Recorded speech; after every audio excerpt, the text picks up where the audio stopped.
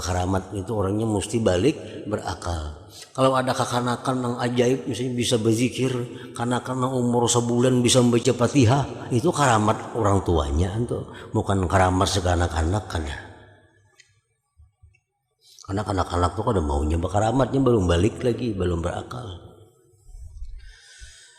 Dan karamat wali-wali itu terkadang boleh hasil dengan kehendak wali tersebut, bisa aja terjadi. Begitu pula boleh hasil karamat tadi dengan sebab doanya si wali itu. Dan terkadang tidak jadi. Dan terkadang bukan dengan pilihannya. Karamat itu bisa dengan doa, bisa dengan kada kehendaknya. Ya hendak menyembunyikan karamatnya, tapi Allah hendak menampakkan karamat, maka nampaklah karamatnya, bisa juga. Dan para wali pula tidak disuruh, para wali tidak disuruh mengajak orang ramai untuk mematuhi apa jua suruhannya.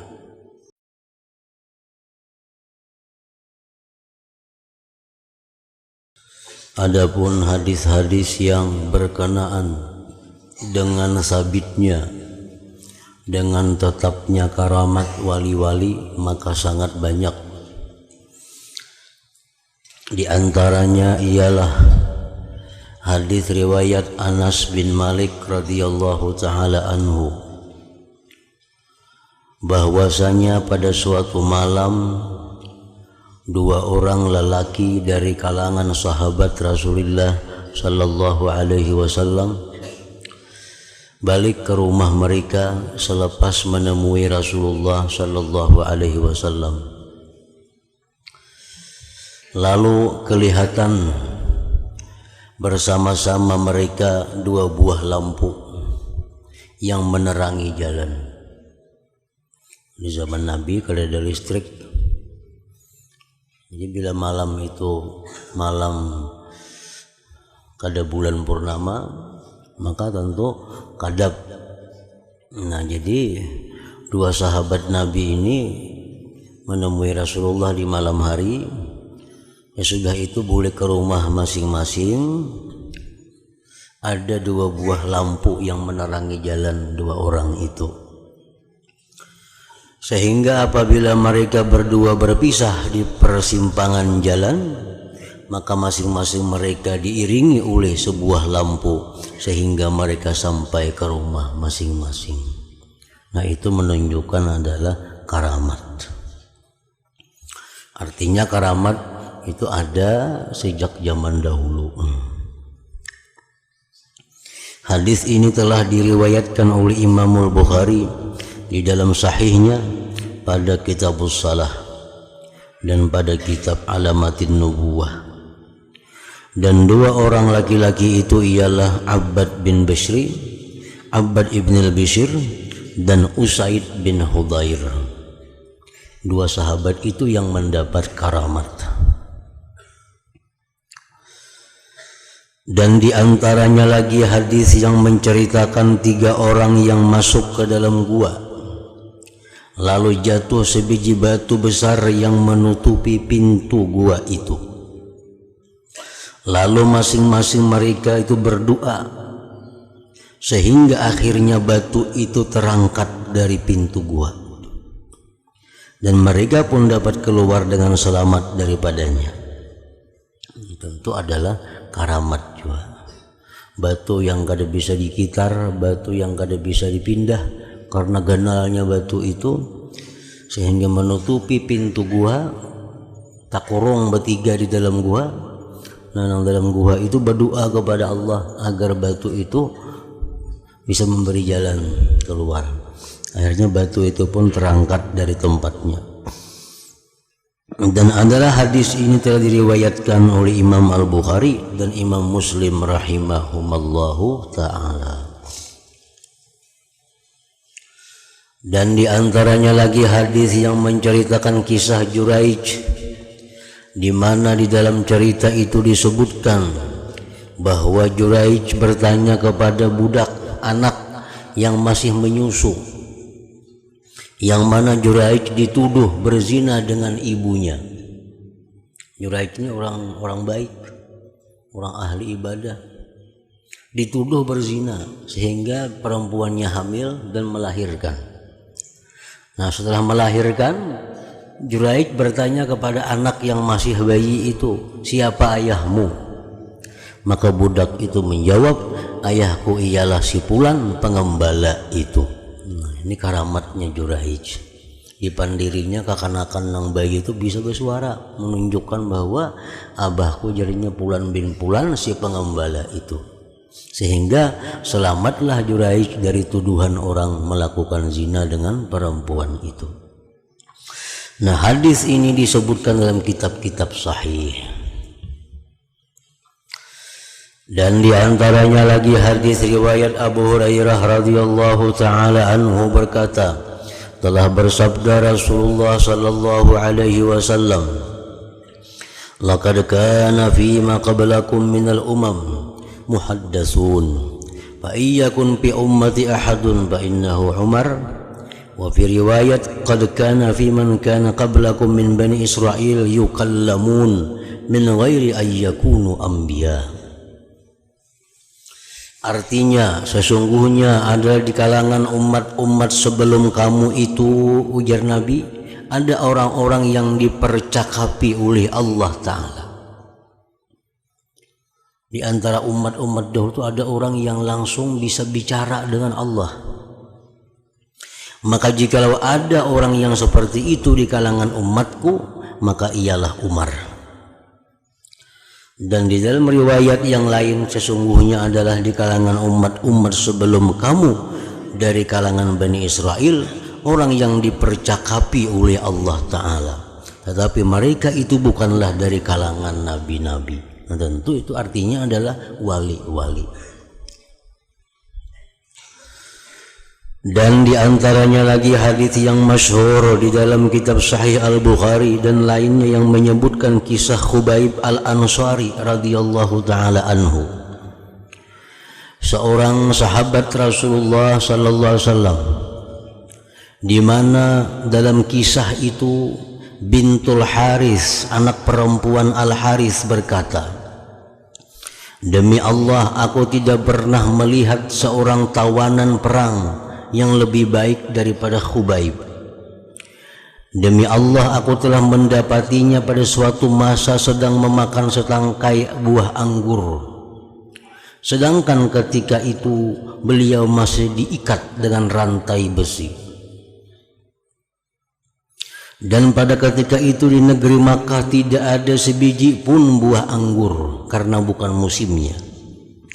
Dan adalah bintul Haris itu berkata, sesungguhnya buah anggur itu semata-mata rezeki yang diberi khusus oleh Allah kepada Khubaib, sahabat Nabi tadi. Itu karamat juga artinya. Jadi hadis-hadis dan perkataan-perkataan ulama salaf dan ulama khalaf sangat banyak sekali yang berkenaan dengan bab karamat wali-wali ini. Rasanya sudah memadai dengan sekedar yang telah kami sebutkan di sini, dan nanti kamu akan jumpai beberapa contoh lagi dalam kitab ini insyaallah taala. Golongan Mu'tazilah mengingkari karamat wali-wali. Golongan Mu'tazilah adalah bersepakat mengingkari karamat para wali ini. Ada golongan di antara golongan-golongan di dalam Islam juga ada yang disebut dengan golongan Mu'tazilah. Nah, golongan Mu'tazilah ini mereka kadang mengakui adanya karamat bagi para wali itu. Berkata Imamul Haramain rahimahullah ta'ala, pendapat ahlil haq, ahli sunnah wal jamaah ialah mungkin berlakunya perkara-perkara yang menyalahi adat sebagai karamat bagi para waliullah, dan Mu'tazilah pula bersepakat mengingkari karamat wali-wali ini. Kemudian di kalangan ahli sunnah pula ada yang mengatakan bahwasanya karamat wali itu disyaratkan ianya bukan diminta oleh orang lain atau dikehendaki oleh wali itu.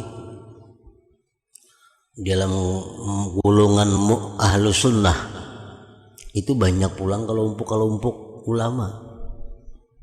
Ada yang mengatakan bahwa karamat wali itu syaratnya kada boleh diminta dan kada mau dikehendaki oleh wali itu. Ujar sebagian ulama ahlu sunnah bahwa karamat wali itu bisa, tapi kada kawa dikehendaki, kada kawa diminta oleh seseorang. Itu dengan sendirinya Allah yang menghendakinya. Dan inilah yang membedakan antara karamat dan mukjizat. Lain mukjizat dikehendaki bisa, diminta bisa. Zaman Nabi ada orang hakon masuk Islam asal kambing bisa bicara umpamanya. Nah, kalau Nabi keluarkan mukjizat kambing bisa bicara, akhirnya orang masuk Islam. Nah itu kalau mukjizat bisa. Kalau karamat kada bisa diminta dan kada bisa dikehendaki oleh wali itu. Ujar sebahagian ulama ahlus sunnah. Dan mengikut pendapat Imamul Haramain bahwa pendapat ini adalah tidak benar. Pendapat itu jar Imam Haramain kada bujur. Yang bujur itu jar Imam Haramain, karamat itu bisa juga diminta, bisa juga dikehendaki. Bisa juga diminta, bisa juga dikehendaki. Nah, itu pendapat ini yang lebih kuat di antara golongan sesama ahlu sunnah wal jamaah. Jadi golongan Mu'tazilah mutlak, kada ada karamatnya itu, karamat wali itu kada ada. Ujar orang Mu'tazilah. Ujar ahlu sunnah karamat wali itu ada, tapi kada bisa dikehendaki, kada bisa diminta. Nah, ujar ulama lain dari ahlu sunnah juga bisa diminta, bisa dikehendaki. Dan ada pula di kalangan ahlu sunnah yang mengatakan bahwa karamat wali-wali itu boleh terjadi dengan dikehendaki oleh seseorang wali, tetapi bukan untuk mengukuhkan kedudukan kewaliannya. Boleh aja orang wali itu menghendaki karamat itu, tapi tujuannya bukan untuk mengukuhkan kewaliannya, bukan untuk supaya orang percaya dia wali, bukan itu tujuannya. Sehingga kalau ada seorang yang mengaku menjadi wali, lalu ia membuktikan kewaliannya itu dengan sebarang perkara yang ganjil sebagai karamatnya, maka perkara ini tidak dapat diterima. Kada dapat diterima. Jadi aku wali kan percayalah. Jurang kok kalau percaya, nah aku buktikan pada ini karamatku, nah itu kan bisa diterima itu. Ada mau orang wali itu kayak itu. Lain nabi, rasul, nah aku rasul. Jurang kok udah percaya, nah aku ada mukjizat ini, nah itu bujur kalau rasul. Kalau wali kada mau kayak itu. Sebab kita kada wajib percaya dengan kewalian seseorang. Ada orang mengaku wali, kita wajib lah percaya, kada wajib percaya. Lain lawan rasul, nah kalau rasul kita wajib percaya. Karena ianya mencabir mendakwakan kedudukan mukjizat, itu orangnya menyamai kedudukan mukjizat bagi para rasul. Jadi karamat itu bisa saja dikehendaki, bisa juga diminta, tapi tujuannya bukan untuk mengukuhkan kewaliannya, bukan.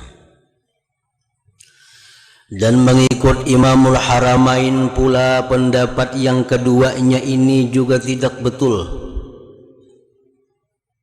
Karena walaupun membuktikan kewaliannya dengan membawa suatu karamat itu perkara yang tidak disukai, namun hal ini bukan bermakna bahwa tidak wujud karamat itu dalam bentuk memenuhi cabiran atau dakwaan tadi. Dan ada pula di kalangan ahli sunnah yang berkata bahwa apa juga mukjizat yang telah sabit bagi seorang rasul, maka hal yang sama tidak boleh menjadi karamat bagi seorang wali. Nah, ada pula yang mengatakan bahwa mukjizat yang pernah terjadi di zaman rasul itu kada boleh terjadi pada karamat wali. Maka tidak akan terjadi karamat di dalam bentuk belahan laut. Nabi Musa pernah membelah laut. Nah, ujar sebagian ulama Ahlussunnah ini mengkaramat kada mau kada kawan enggak itu membelah laut. Atau tongkat yang boleh menjadi ular, karena yang demikian itu telah sabit sebagai mukjizat Nabi Musa alaihi salam. Begitu pula halnya menghidupkan orang yang telah mati. Nah, karamat kada kawaka itu, ujar sebagian ulama, seperti mukjizat Nabi Isa alaihi salam. Nah, karamat itu bisa kayak misalnya kada musim anggur ada anggur misalnya. Nah, kada musim ini kawa mah ada akan ini. Nah, itu bisa karamat. Tapi kalau membelah laut, menghidupkan orang mati, nah itu mukjizat saja, kada kawa karamat, ujar sebagian ulama. Dan mengikut pendapat Imamul Haramain, pendapat yang ketiga ini juga tidak benar. Imam Haramain itu kada bujur juga, karena pendapat ahlu sunnah yang sebenarnya ialah bahwa boleh berlakunya perkara-perkara yang menyalahi adat sebagai menjawab apa juga cabiran dakwaan orang yang mengingkari karamat. Jadi Imam Haramain boleh aja nang dulu tuh mukjizat jadi karamat tuh boleh. Ya, artinya bukan hanya mukjizat yang bisa menghidupkan orang mati, bukan hanya mukjizat yang bisa membelah laut, tapi karamat pun itu bisa terjadi. Nah, ini pendapat yang benar. Dan berkata Imamul Haramain lagi, adapun perbedaan antara mukjizat dan karamat itu, maka kedua-duanya tidak berbeda pada kemungkinannya terjadi. Tetapi hanya berbeda bahwa mukjizat itu terjadi karena membuktikan dakwaan kerasulan, dan karamat itu terjadi di bawah daripada dakwaan kerasulan. Itu aja bedanya. Beda karamat lawan mukjizat itu bedanya, kalau karamat itu membuktikan kerasulan,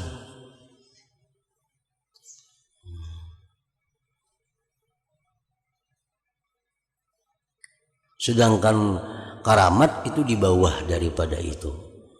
Kada perlu mendakwakan diri sebagai wali, kada perlu. Nah, kalau mukjizat itu ada syaratnya. Karena seperti yang termaklum bahwa telah berlaku beberapa perkara ganjil yang mengiringi kelahiran Rasulullah SAW yang tidak dapat diingkari oleh setiap orang Islam. Sedangkan perkara-perkara itu terjadi sebelum Rasulullah SAW mendakwa menjadi Rasulullah. Maka perkara-perkara yang tidak didahului oleh dakwaan kerasulan ini adalah merupakan satu karamat saja. Tetapi seandainya ada yang tidak setuju dengan perkataan ini, lalu ia mengatakan bahwa perkara-perkara ganjil yang mengiringi kelahiran Rasulullah SAW mesti dikatakan mukjizat, maka yang demikian itu merupakan satu kejahilan. Karena jikalau kita perhatikan perkara-perkara ganjil yang diberikan Allah kepada seorang rasul sebelum ia mengaku menjadi Rasulullah, maka perkara-perkara itu tidak disertakan dengan pengakuan kerasulan dan tidak berlaku karena menjawab cabiran dakwaan si siapa. Nabi kita sebelum Sidin diangkat jadi nabi itu sudah banyak keganjilan-keganjilan. Sidin beluman lagi jadi nabi, kayak awan mengiringi Sidin ke mana Sidin berjalan, kan ganjil itu. Padahal Sidin belum mengaku jadi rasul, belum diangkat lagi. Nah, itu ngarannya karamat Sidin. Kalau Sidin sudah jadi rasul, sudah menyebarkan dakwah, ada keganjilan-keganjilan, nah itu hanya mukjizat ngarannya. Itu perbedaan antara karamat mukjizat. Kalau mukjizat itu disertai ada pengakuan menjadi rasul, kalau karamat itu ada.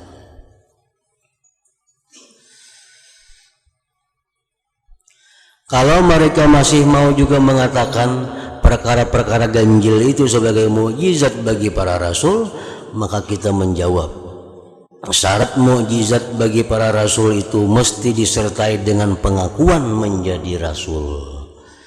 Jadi ketika ianya tidak disertai dengan pengakuan, maka jatuhlah ia sebagai satu karamat bagi nabi-nabi. Maka dengan itu sabitlah karamat itu ialah suatu perkara yang ganjil-ganjil yang tidak disertai dengan pengakuan menjadi rasul. Karamat itu artinya sesuatu yang ganjil-ganjil yang kada disertai dengan pengakuan menjadi rasul. Walaupun ianya berlaku kepada seorang rasul sebelum ia mendakwa menjadi rasul. Banyak rasul-rasul mulai kekanakan, mulainya belum diangkat jadi rasul itu. Belum diangkat jadi rasul sudah nampak keganjilan. Nah, itu ngarannya adalah karamat, bukan mukjizat. Kalau mukjizat itu sudah mengaku rasul. Dan yang paling pasti di waktu kelahiran Rasulullah sallallahu alaihi wasallam itu tidak ada di muka bumi ini seorang yang sedang menjadi nabi atau rasul. Maka jelaslah bahwa perkara-perkara ganjil yang berlaku ketika baginda dilahirkan itu dianggap sebagai karamah bagi Rasulullah sallallahu alaihi wasallam.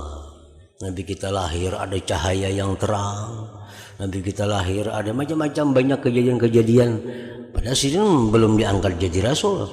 Nah, itu ngarannya karamat Nabi kita.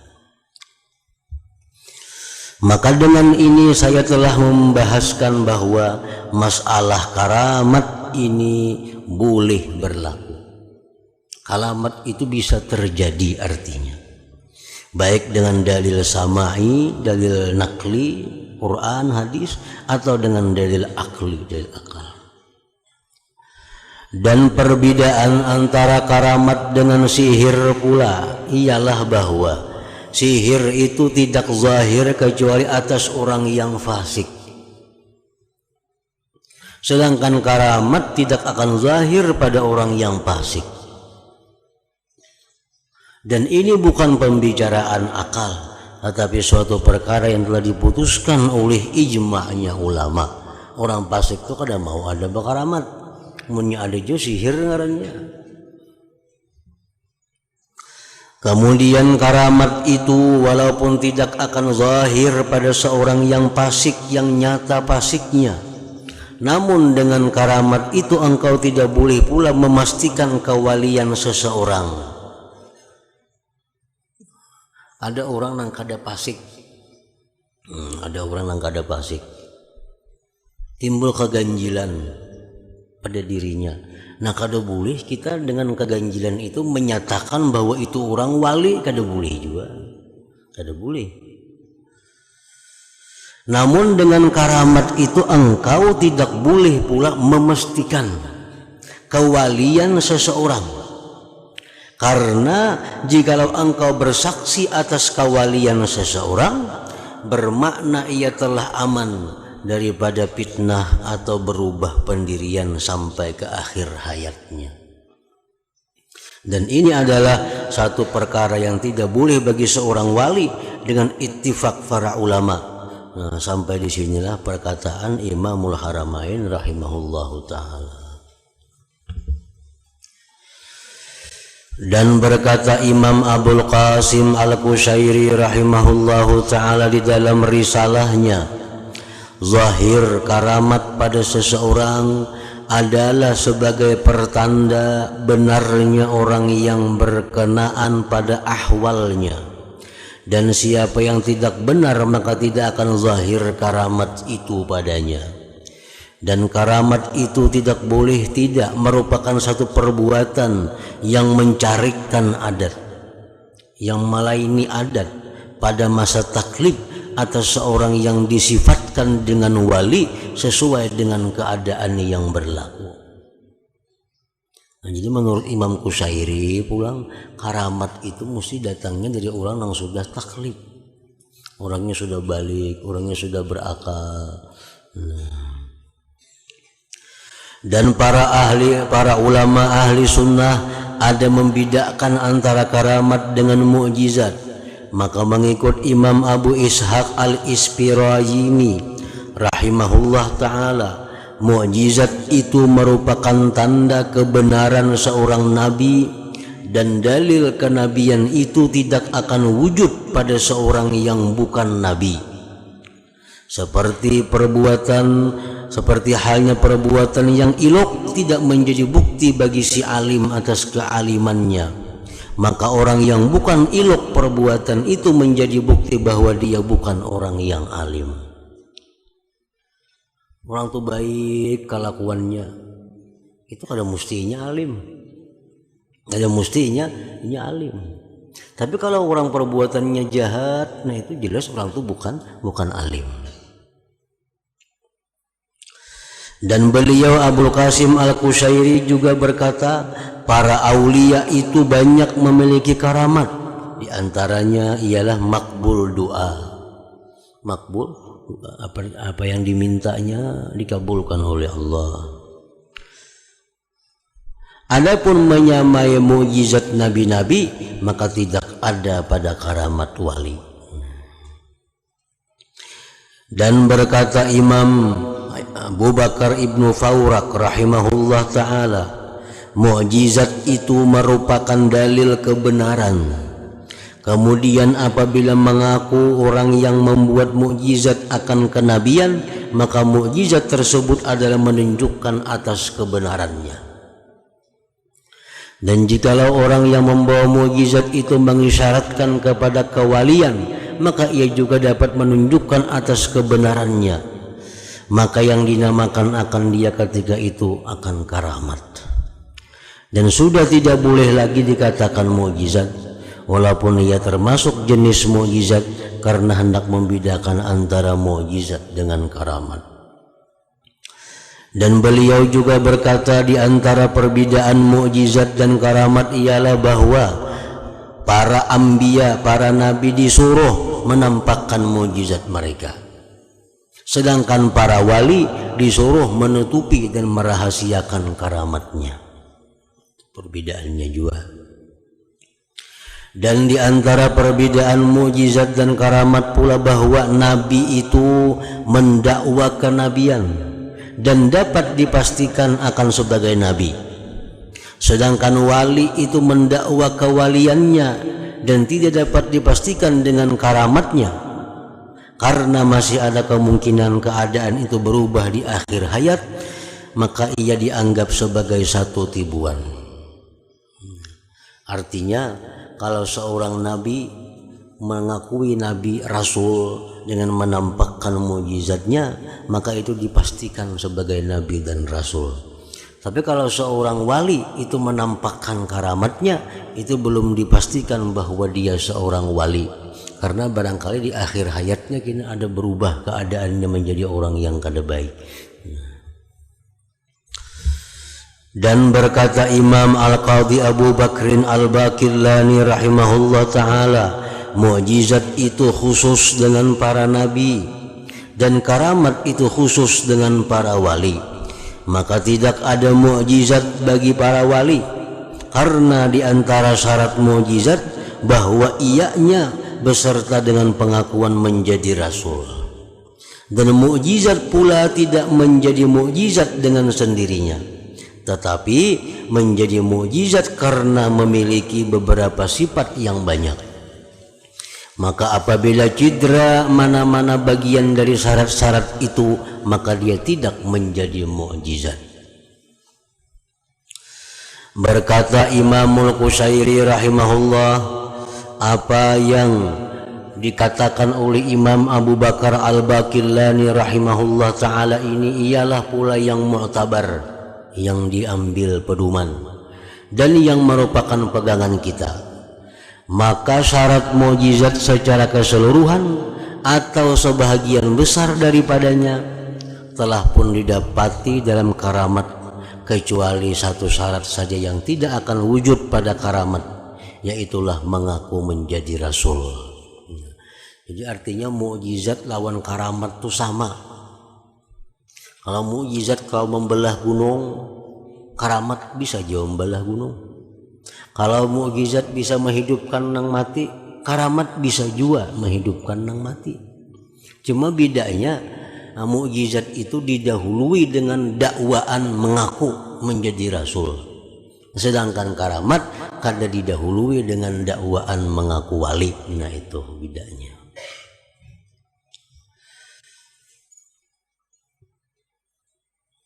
Jadi karamat itu seperti mukjizat, yaitu perbuatan Allah juga yang terjadi yang menyalahi bagi adat yang berlaku dan hasil pada masa taklif balik berakal dan nampak pada diri seorang hamba sebagai satu pengkhususan dan satu keistimewaan baginya.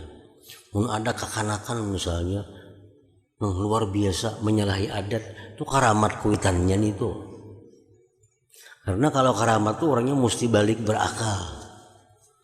Karamat itu orangnya mesti balik berakal. Kalau ada kekanakan yang ajaib, misalnya bisa berzikir, kanakan yang umur sebulan bisa membaca Fatihah, itu karamat orang tuanya itu, bukan karamat sekanak-kanak kan. Karena anak-anak tuh kada maunya berkaramatnya belum balik lagi, belum berakal. Dan karamat wali-wali itu terkadang boleh hasil dengan kehendak wali tersebut, bisa aja terjadi. Begitu pula boleh hasil karamat tadi dengan sebab doanya si wali itu. Dan terkadang tidak jadi. Dan terkadang bukan dengan pilihannya. Karamat itu bisa dengan doa, bisa dengan kada kehendaknya. Ya hendak menyembunyikan karamatnya, tapi Allah hendak menampakkan karamat, maka nampaklah karamatnya, bisa juga. Dan para wali pula tidak disuruh, para wali tidak disuruh mengajak orang ramai untuk mematuhi apa jua suruhannya.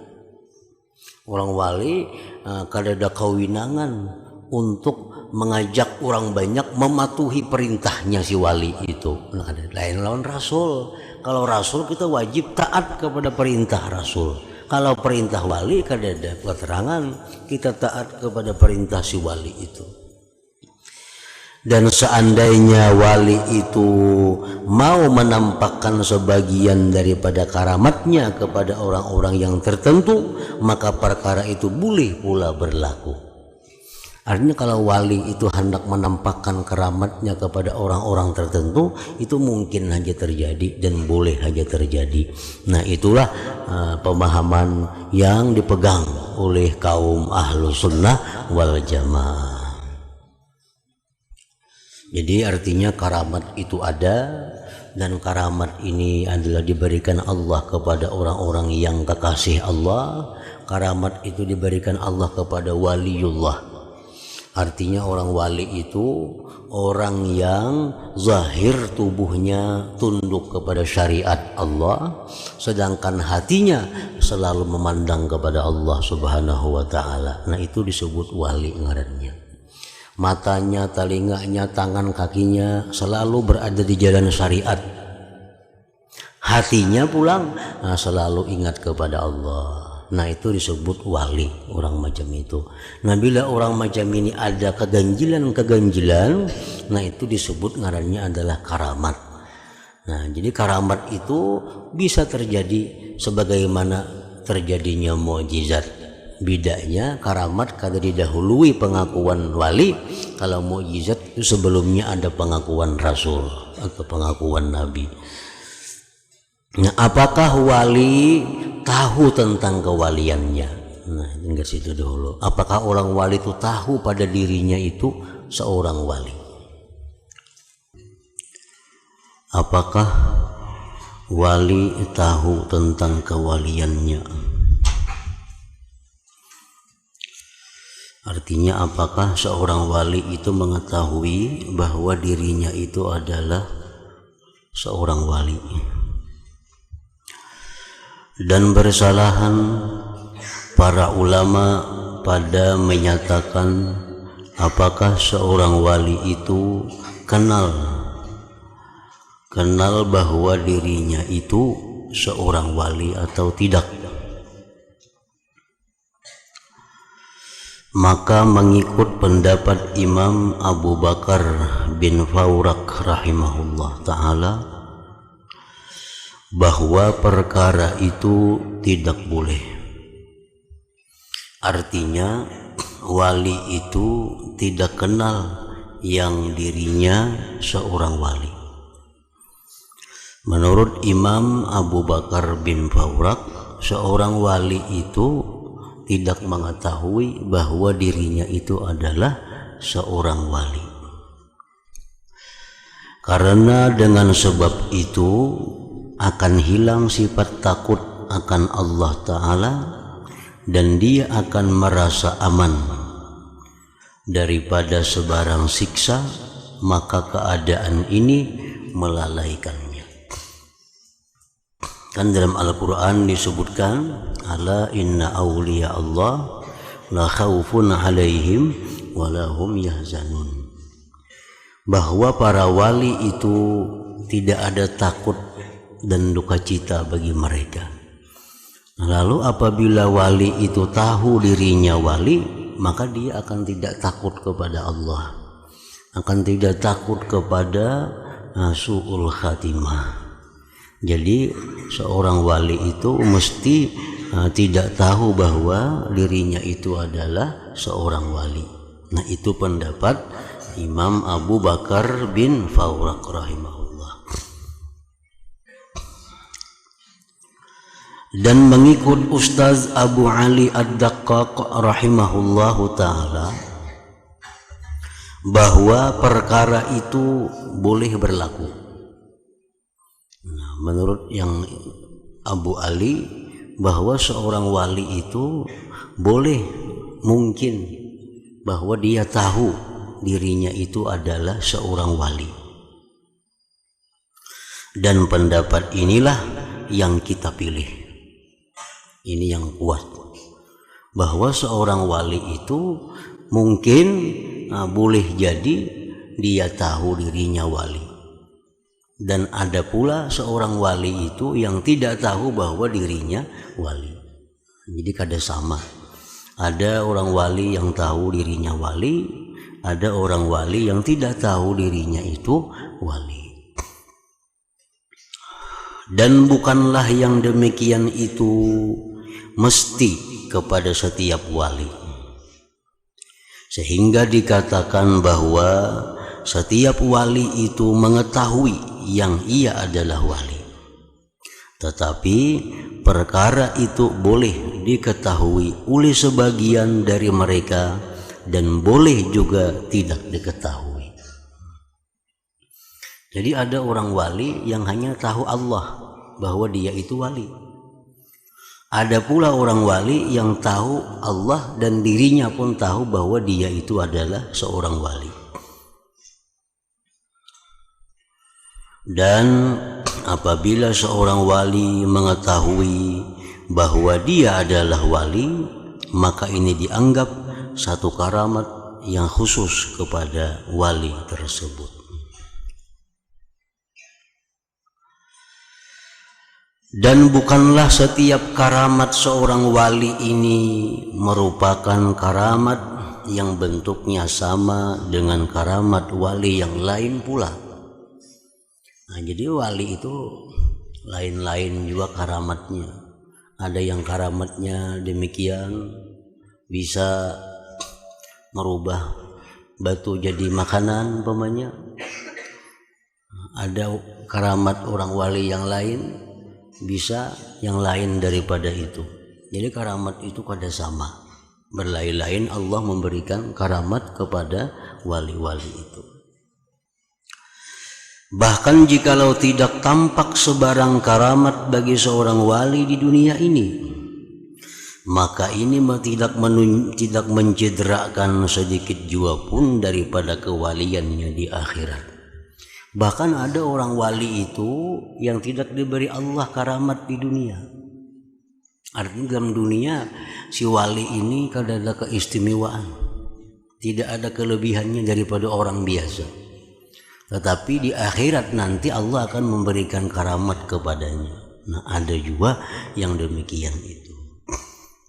Bersalahan dengan Nabi, lain halnya Nabi, karena mukjizat adalah menjadi satu kepastian bagi mereka untuk membolehkan mereka berdakwah dan mengajak orang lain.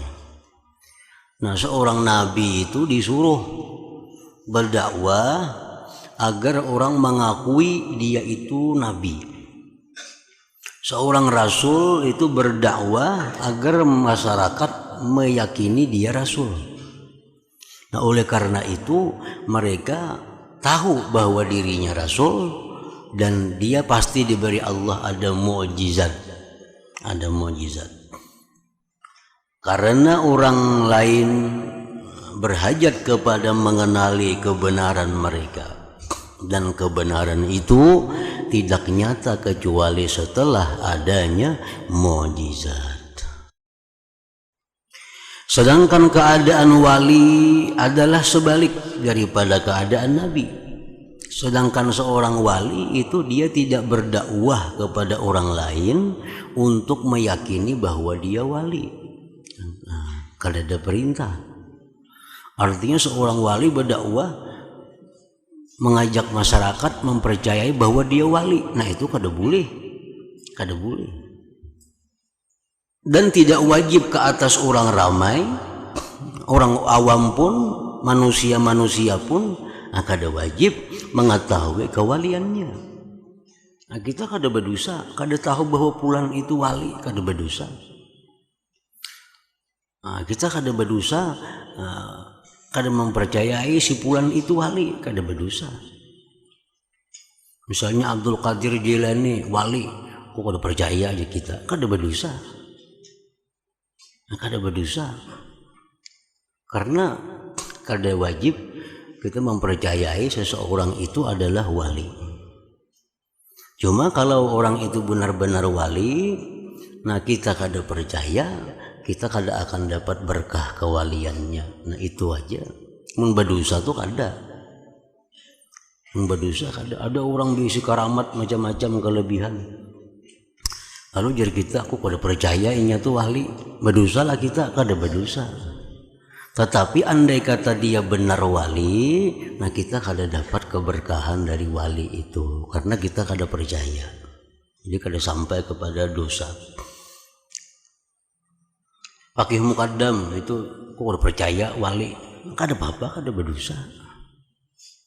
Kada berdosa. Cuma andai kata beliau benar-benar wali, kita kada dapat syafaatnya, kita kada dapat berkahnya. Itu. Dan tidak wajib ke atas orang ramai mengetahui kewaliannya. Bahkan tidak wajib ke atas wali itu sendiri mengetahui yang dia adalah wali.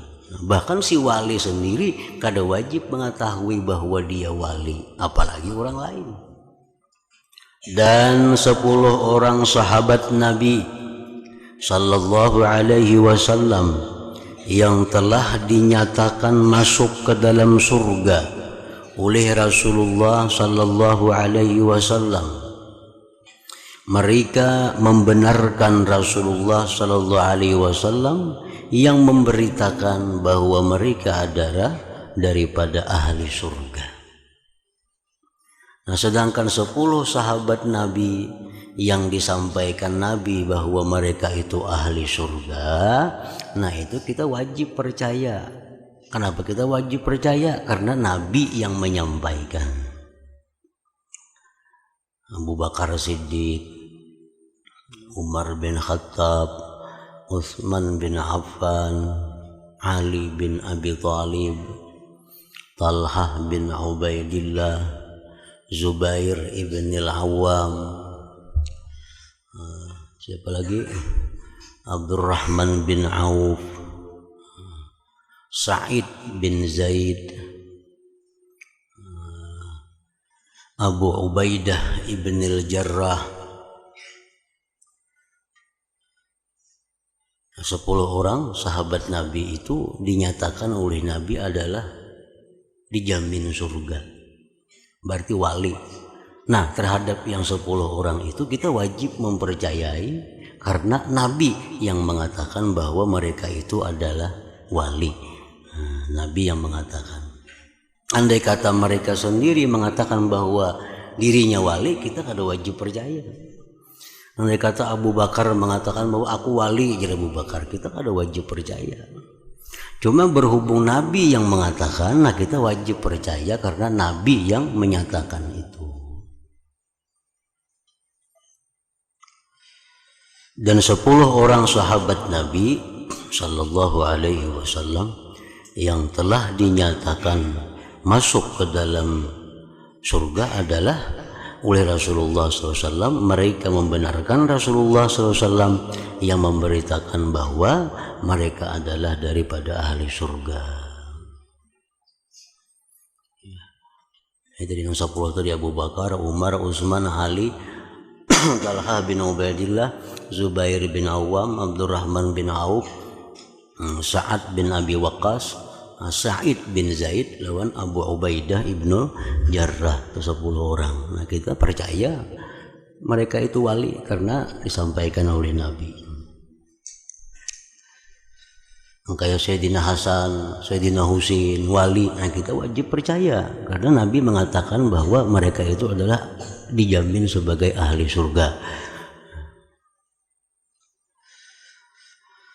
Adapun perkataan orang yang mengatakan bahwa wali itu tidak boleh mengetahui bahwa dirinya itu adalah wali, maka ialah berpuncak karena ditakuti akan hilang kebimbangan mereka di akhir hayat. Tetapi sebenarnya tidaklah menjadi satu kesalahan bahwa mereka tidak takut akan perubahan yang mungkin berlaku. Artinya alasan bahwa wali itu kada tahu dirinya wali, karena kalau tahu dia merasa aman. Nah itu alasan yang salah. Sebab seorang wali itu walaupun mereka tahu dirinya wali, tetap mereka kada merasa aman dirinya itu mati dalam keadaan baik. Seorang wali walaupun dia tahu dirinya wali, tetap mereka kada merasa aman bahwa dirinya mati dalam husnul khatimah.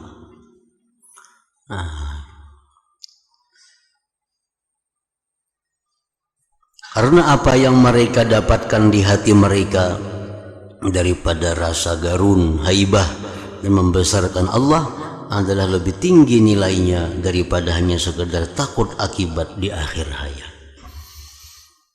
Berkata Imam Al-Qushairi rahimahullah ta'ala, ketahuilah bahwasanya para wali itu tidaklah merasa tenang atau lega, lalai dengan karamat yang tampak pada diri mereka.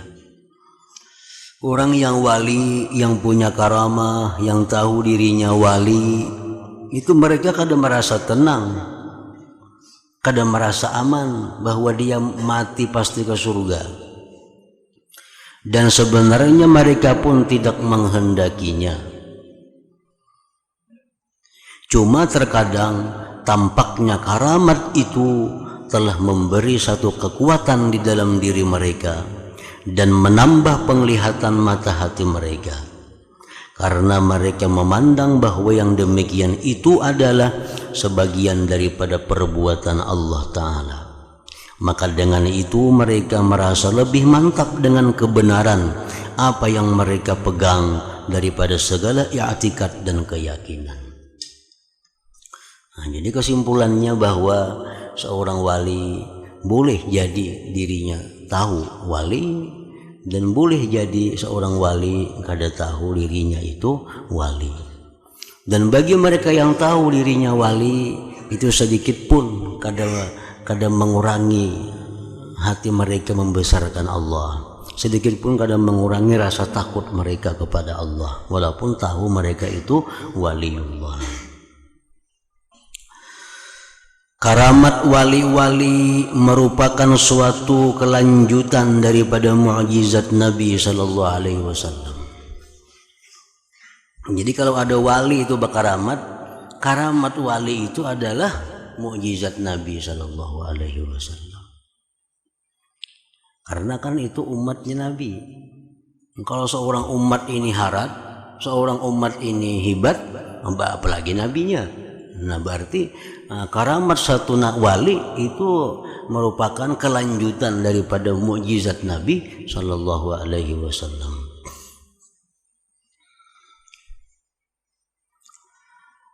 Berkata Imam Al-Qushairi rahimahullah ta'ala, jikalau ada orang bertanya bagaimana boleh berlaku karamat-karamat yang seakan-akan menampakkan sesuatu yang lebih daripada mukjizat Rasul.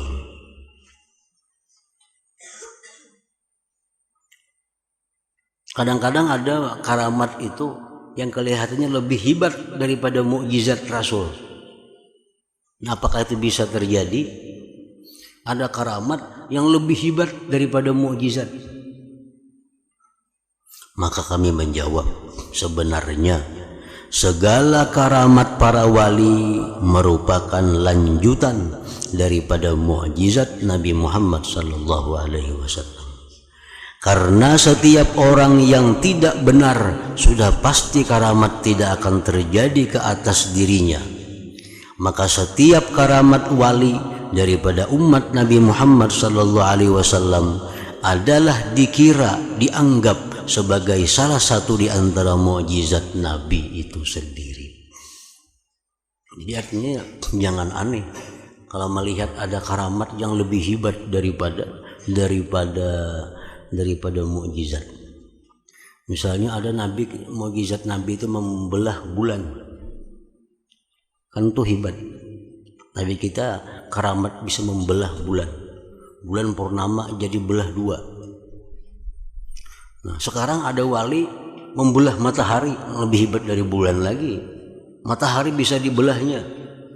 Apakah itu bisa terjadi? Itu boleh terjadi. Bahkan sehebat apapun karamat wali, itu artinya adalah kehebatan mukjizat Nabi. Karena wali ini umat dari Nabi kita Sallallahu Alaihi Wasallam. Artinya bagaimanapun hebatnya seorang murid, itu boleh lebih hebat daripada gurunya.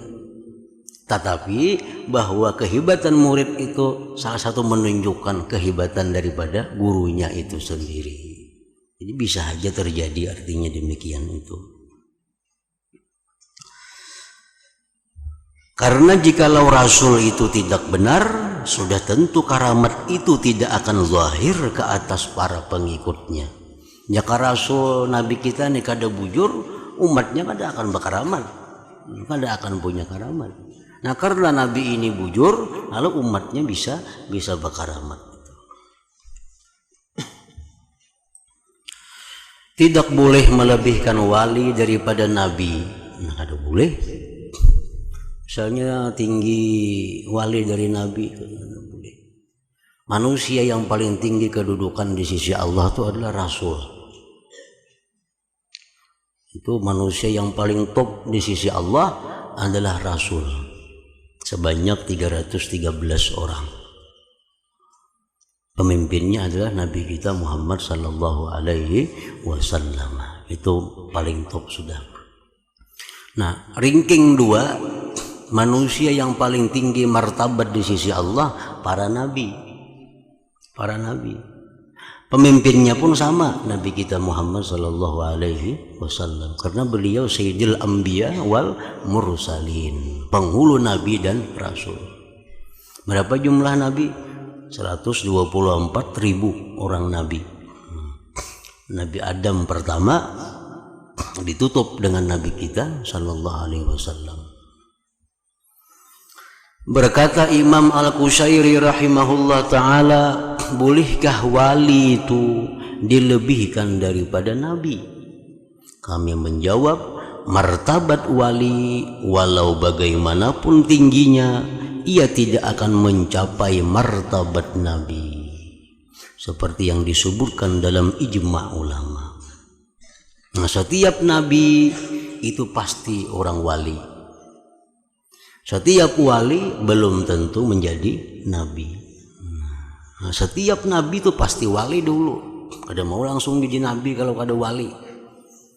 Nah, jadi setiap nabi itu pasti wali. Nah, sedangkan setiap wali belum tentu menjadi nabi. Jadi tingginya kedudukan itu tinggi nabi.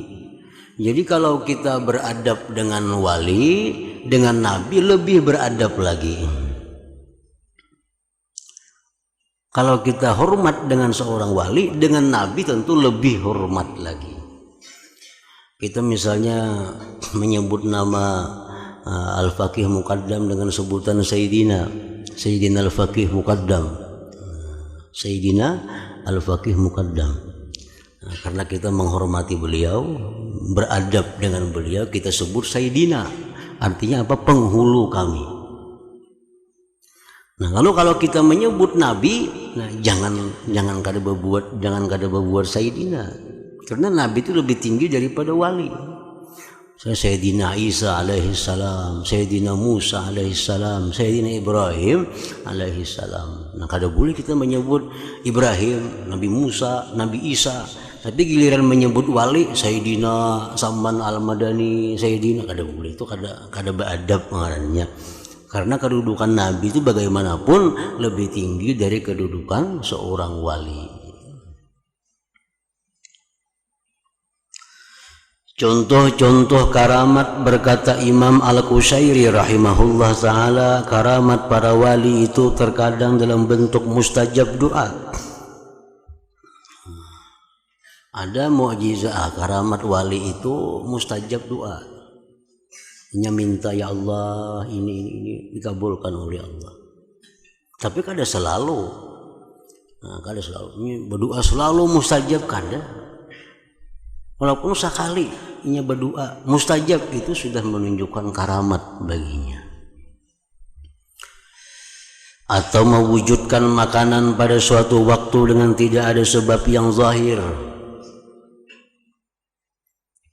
Buka tutudung ya, dibuka, sekalinya lengkap, ada iwaknya, ada nasinya, ada banyunya, ada buahnya, lengkap siap makan. Benar kada siap nama anda kada tahu. Nah, itu bisa karamat demikian. Atau terhasil air di waktu sangat haus, orang kehausan, tiba-tiba ada banyu. Nah, itu karamat juga, itu bisa karamat demikian. Atau perjalanan yang panjang menjadi singkat, orang ke Banjar misalnya 3 jam 4 jam, ini 3 menit sampai. Nah, itu karamat juga. Atau terselamat daripada musuh, diserang orang, ini selamat, lain semuaan binasa, itu bisa karamat juga. Atau mendengar suara panggilan yang tidak ada orang yang memanggil, ngarannya suara hatib. Dan sebagian daripada perkara-perkara yang menyalahi adat, perkara yang tidak boleh menjadi karamat. Berkata Imam Al-Qushairi rahimahullah ta'ala, ketahui olehmu bahwasanya banyak perkara mungkin ditakdirkan oleh Allah ta'ala, tetapi sudah dapat dipastikan bahwa itu tidak akan menjadi karamat bagi seorang wali. Seperti lahirnya seorang anak tanpa ada ibu bapak. Nah, itu kada ada karamat nangka itu. Misalnya ada batu, lalu dia si wali, wahai batu, jadilah engkau manusia, seorang perempuan. Bak, jadi perempuan, ada mau nangka itu. Ada keramat itu. Muncul seorang manusia tanpa ayah dan ibu. Nah, itu ada keramat nangka itu. Atau merubah benda yang jamit, yang beku menjadi binatang dan seumpama itu. Zaman Nabi Saleh kan, batu jadi unta. Nah, kamu karamat kada ada. Lagi langkah itu ada.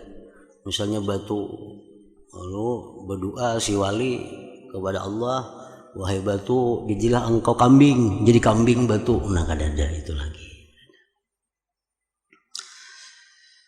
Jadi karamat wali itu kada ada macam itu.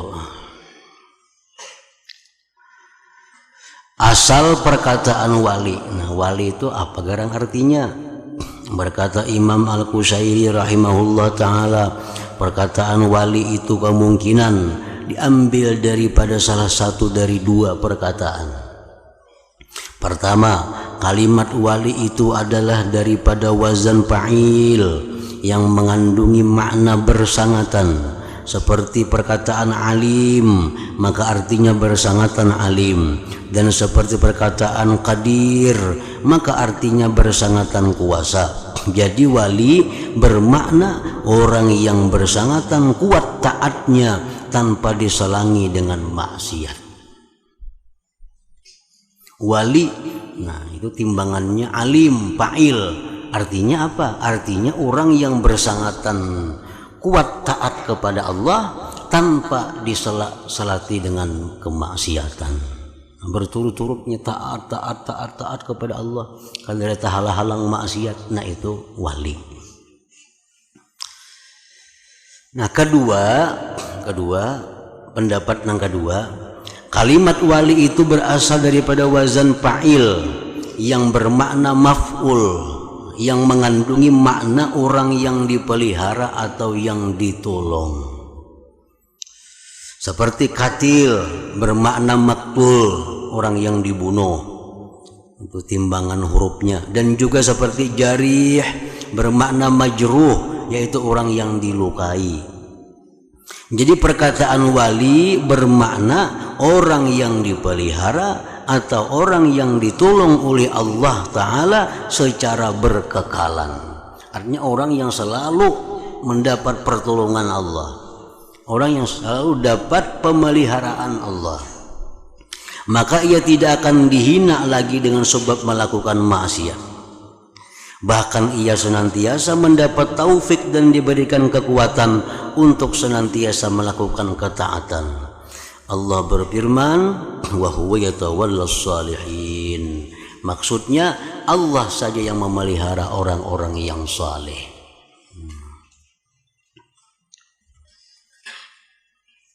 Jadi artinya menurut pendapat yang kedua ini, nah orang-orang wali itu yang mau ajanya melakukan dosa, cuma ditolong oleh Allah sehingga dia cepat tobatnya, cepat kembali.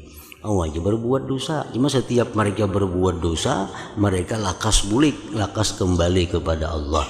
Nah kalau pendapat yang pertama tadi itu wali itu artinya orang yang berturut taat kepada Allah tanpa ada kemaksiatan. Nah itu pendapat pertama. Kalau pendapat kedua, wali itu artinya orang yang dipelihara oleh Allah, orang yang ditolong oleh Allah dalam melakukan ketaatan. Nah artinya mereka mungkin melakukan maksiat tapi segera tobat kepada Allah Subhanahu wa Ta'ala. Nah makanya wali itu disebut mahfuzin, sedangkan nabi-nabi disebut maksumin. Nabi itu maksum, artinya nabi terhindar dari dosa. Nabi kada mau berdosa, kada boleh nabi itu melakukan dosa sekecil apapun, kada ada dosa bagi nabi. Maka itu mereka diberi nama maksum, orang yang terpelihara dari dosa. Nah kalau wali kada maksum, cuma wali ini mahfuz. Mahfuz, arti mahfuz apa? Terpelihara dari mengekali dosa. Nah artinya orang wali itu mau aja berdosa, cuma kada mengekali. Begitu mereka berbuat dosa, mereka langsung tobat kepada Allah. Begitu mereka berbuat dosa, mereka tobat kepada Allah. Artinya kadang mau mengekali perbuatan dosa. Nah itu dijaga, dipelihara oleh Allah. Siapakah yang dimaksudkan dengan al-abdus salih? Perkataan al-abdus salih artinya hamba yang salih. Maka perkataan ini boleh dipakaikan atas makna nabi atau makna wali. Jadi setiap rasul itu pasti nabi. Pasti nabi. Setiap nabi belum tentu rasul. Setiap nabi itu pasti wali. Setiap wali belum tentu nabi. Nah setiap wali itu pasti orang saleh. Setiap orang saleh belum tentu wali. Nah jadi artinya kalimat orang saleh itu mengumumi. Bila orang itu saleh, bisa nabi, bisa rasul, bisa wali, bisa kada ketiga-tiganya. Orang saleh biasa aja, nah bisa juga.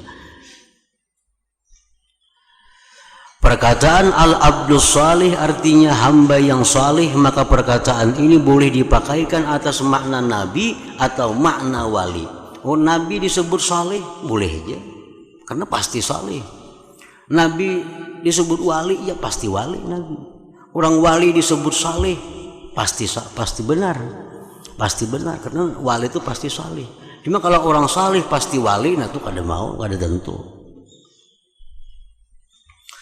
Allah Ta'ala berfirman, wa Ismaila wa Idrisa wa dzal kifl kullum minas sabirin wa adkhalnahum fi rahmatina innahum minas salihin.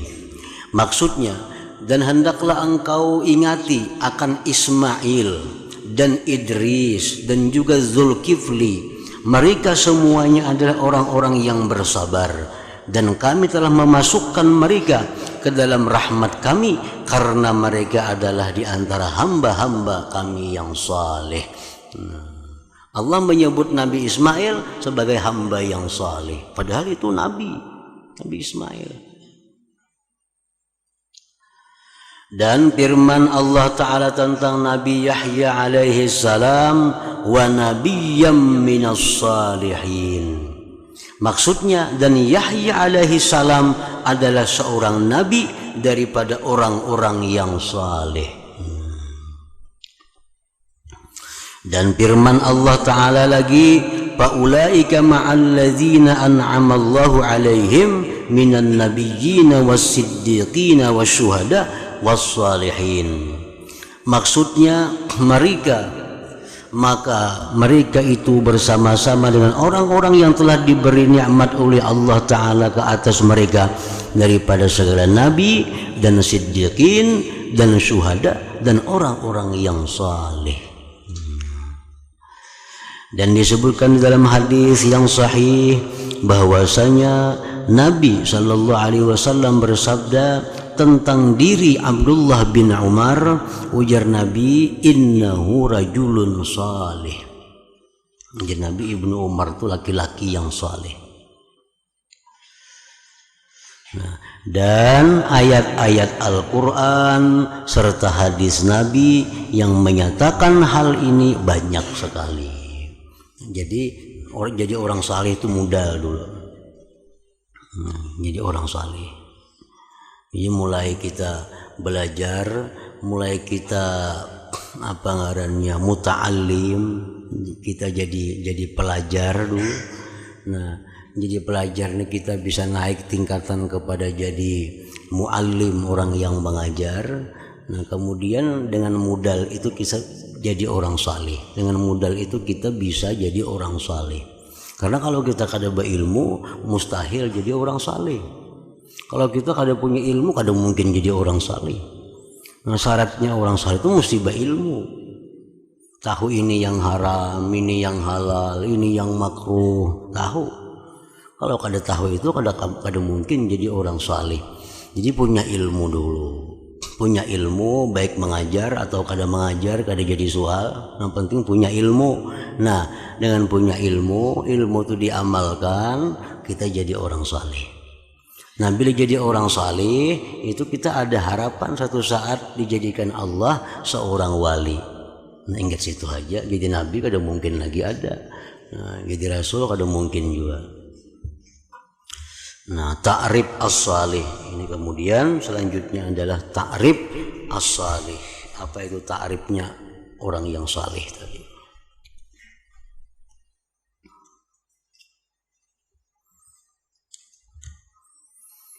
Ya hadratin Nabi sallallahu alaihi wasallam, al-Fatihah. A'udzu billahi minasyaitonir rajim. Bismillahirrahmanirrahim.